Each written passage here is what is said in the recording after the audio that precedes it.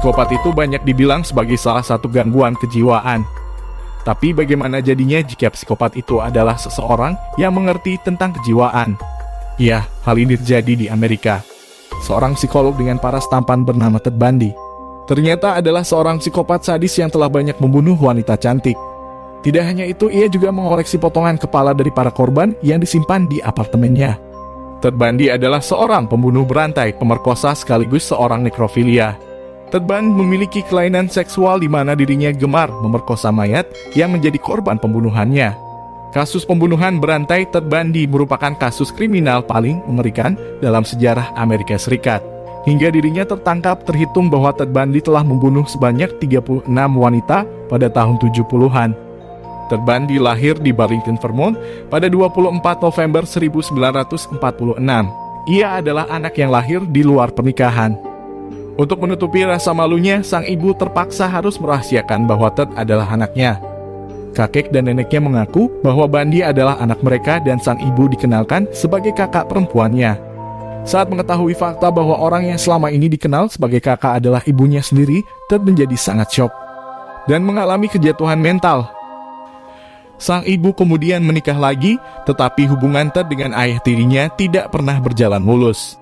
Upaya ayah tirinya untuk mendekatkan Ted dengan keluarganya juga tidak pernah berhasil. Ted kecil tidak pernah bermain dengan saudara-saudaranya dan sering memilih untuk sendirian. Ted dibesarkan di keluarga kelas buruh. Ted sudah menunjukkan rasa ketertarikan yang mengerikan pada usia dini. Saat ia berumur 3 tahun, Ted telah menunjukkan rasa ketertarikannya terhadap pisau. Saat ia mulai memasuki sekolah, Ted dikenal sebagai anak yang pemalu namun cerdas. Ia mendapatkan nilai tinggi di pelajarannya, namun ia tidak bisa bergaul dengan teman-temannya. Pada usia remaja, Ted mulai menunjukkan sisi gelapnya. Ia sering mengintip jendela orang lain, namun ia tidak pernah mencuri apapun. Meski tumbuh menjadi pribadi yang pendiam dan penyendiri, Ted berhasil menjadi pribadi yang menonjol di universitasnya. Hal ini dikarenakan parasnya yang tampan dan otaknya yang cerdas. Ted mendapatkan pacar pertamanya bernama Stephanie saat ia berkuliah di Universitas Washington pada tahun 1972. Namun sayang percintaan mereka tidak berjalan mulus. Suatu hari Stephanie meninggalkannya tanpa alasan yang jelas. Ted yang sakit hati akhirnya terobsesi untuk menjadi kaya dan membuat Stephanie menyesal. Setelah lulus kuliah, ia terjun ke dunia politik dan menjadi juru kampanye karismatik untuk Partai Republik. Ketika dirinya sudah berhasil menjadi kaya raya, Ted akhirnya kembali menjalin hubungan dengan Stephanie. Sampai ia berhasil meyakinkan perempuan itu untuk menikah dengan dirinya. Namun di saat seperti itu, Ted dengan sengaja meninggalkan Stephanie sama seperti apa yang dilakukannya pada dirinya dulu. Sakit hati Ted pada Stephanie sepertinya belum juga terpuaskan. Usai meninggalkan sang cinta pertamanya itu, Ted menjadi semakin gila. Dengan parasnya yang tampan, ia dengan mudah selalu berhasil mendapatkan wanita-wanita cantik ke dalam pelukannya. Tetapi sayang, para wanita itu hanya menjadi pelampiasan dari dendam Ted pada sang cinta pertamanya saja. Para wanita cantik yang dikencaninya itu rata-rata memiliki paras yang mirip dengan Stephanie, cantik dan berambut panjang. Setelah mengencani dan menidurinya, Ted akan membunuh mereka dengan sadis lalu mengambil potongan kepalanya. Potongan kepala wanita-wanita cantik itu disimpan di apartemennya sebagai kenang-kenangan. Pada musim gugur tahun 1974, setelah kepindahannya, polisi mulai menerima banyak laporan tentang wanita yang hilang. Di tahun berikutnya, Ted ditangkap karena memiliki barang-barang perampok seperti linggis, masker wajah, tali, dan borgol di mobilnya. Namun setelah penangkapannya, polisi mulai menghubungkan Ted dengan kasus kejahatan yang lebih berat. Di tahun 1975, Ted ditahan atas kasus penculikan Carol Darrow. Carol adalah salah satu dari sedikit wanita yang berhasil selamat dari kejahatan Ted. Ted Bundy kemudian dinyatakan bersalah dan dijatuhi hukuman 15 tahun penjara.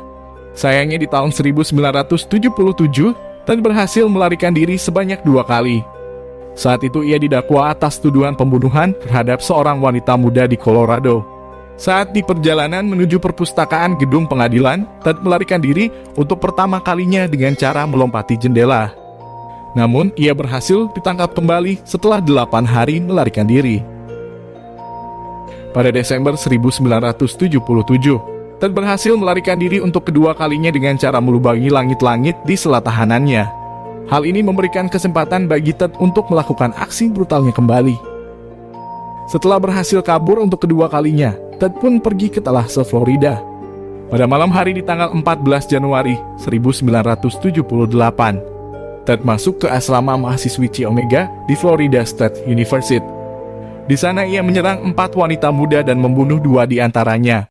Pada tanggal 9 Februari, Ted kembali berulah dengan menculik seorang gadis kecil berumur 12 tahun bernama Kimberly Leach. Kejahatan tersebut adalah akhir dari perjalanan Ted Bundy. Suatu hari setelah salah satu korbannya berhasil lolos dan melaporkan kejadian tersebut kepada polisi, Ted akhirnya berhasil ditangkap pada bulan Februari 1978. Bukti yang memberatkan Ted adalah pembunuhan 2 wanita Chi Omega, di mana terdapat bekas gigitan pada salah satu mayat tersebut. Bekas gigitan tersebut terbukti cocok dengan Ted Bundy. Diketahui bahwa Ted telah membunuh kurang lebih 30 orang wanita yang berambut panjang dan menyimpan 12 potongan kepala di apartemennya. Setelah menjalani persidangan, akhirnya Ted Bundy dijatuhi hukuman mati dengan kursi listrik. Jenazah Ted kemudian dikremasi. Sebelum menjalani hukuman mati, Ted sempat meminta agar abu dari jasadnya untuk ditebar di pegunungan Cascada di Washington, di mana Ted pernah melakukan pembunuhan setidaknya 4 korban di tempat tersebut. Itulah akhir kisah dari sang psikopat Ted Bundy. Jangan lupa dukung terus Lolipedia untuk jurnal kami selanjutnya.